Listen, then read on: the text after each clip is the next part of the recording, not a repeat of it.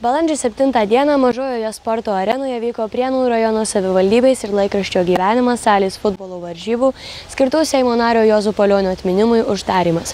Ta diena sportininkai rungėsi finalinėse varžybose. Stipriausi šiais metais Ąžuolo veteranai. Antroji vieta atiteko Balbieriškio komandai, o trečiaja džiaugiasi 95 metų gimimo sporto centro futbolininkai. Džiugu, jog Prienuose dėmesio sulaukia ne tik krepšinis, bet ir futbolas. Šiandien vyksta Prienų rajono savivaldybės ir laikraščio Gyvenimas taurės varžybos. Pirmą kartą jas skiriame buvusio Seimo nario Juozo Palionio atminimui. Kaip sugalvojote taip suorganizuoti futbolo varžybas, nes žinome, kad vyksta ir krepšinio varžybos skirtos Juozo Palionio atminimui? Taip, šiemet mes minėjom 40 metų, kai buvo suorganizuotos pirmos krepšinio varžybos.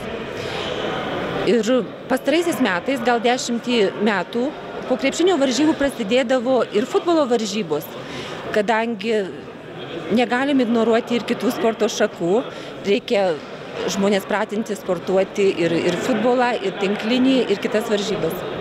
Ar pavyksta futbolo varžyboms sulaukti tokio pat dėmesio kaip ir krepšininkams? Be abejo, futbolą žaidžia ir krepšininkai. Tai ar daug komandų dalyvauja? Šiemet dalyvauja 9 komandos. Kaip iki šiol sekėsi futbolininkams? Ar daug traumų? Kaip nusiteikę? Ar mažai gal? Aš manau, viskas sekasi kuo puikiausiai, kadangi jau šiandien vyksta finalas. Ar ateityje futbolininkai dar sulauks tokių varžybų? Tikiuosi, kiek tai priklausys nuo rėmėjų ir organizatorių. Bandysim kiekvieną pavasarį futbolo mėgėjus pakviesti į salės futbolo varžybas. Šį pavasarį vyksta labai daug sportinių renginių. Seniau tiek tikriausiai nebūdavo. Kodėl tai? Manyčiau, viena iš priežasčių ir pati pagrindinė tai yra tai, kad kultūros skyrius yra tas skyrius, kuris rūpinasi ir sportu, ir jaunimu, ir manau, čia viena iš priežasčių, dėl ko suaktyvėjo sportinė veikla. Į šiandien vykstančias varžybas įtrauktas ne tik jaunimas, bet ir vyresni sportininkai. Kas bus dar daroma, kokie dar vykdomi renginiai, kad galės dalyvauti ir vyresni žmonės? Mes manome, kad turime aktyvinti tas sporto šakas, kurios yra prieinamesnės įvairiaus amžiaus žmonėms ir įvairių gebėjimų žmonėms. Tai yra tos ir pasyvesnės sporto šakos, kaip žinia, jau suaktyvintas ir stalo tenisas. Dabar mes kalbėsime apie tinklinį. Galiu pasakyti, kad yra gan greitos ir stiprios užuomazgos dėl šachmatų. Tai irgi yra sportas ir manau, kad čia yra ką veikti. O kodėl būtent sugalvojote, kad ne tik jaunimui reikia dalyvauti? Manom, kad tos pagrindinės sporto šakos, kalbu apie futbolą ir apie krepšinį, jos yra daugiau iš tikrųjų aktyvesniam sportui ir jaunesniems žmonėms. O štai užimtumo vyresnių amžiaus žmonių grupėje, iš tikrųjų jo trūko ir manome, kad šios sporto šakos padės suaktyvinti šios žmonės. Pats stebite varžybas, kokie įspūdžiai? Įdomu.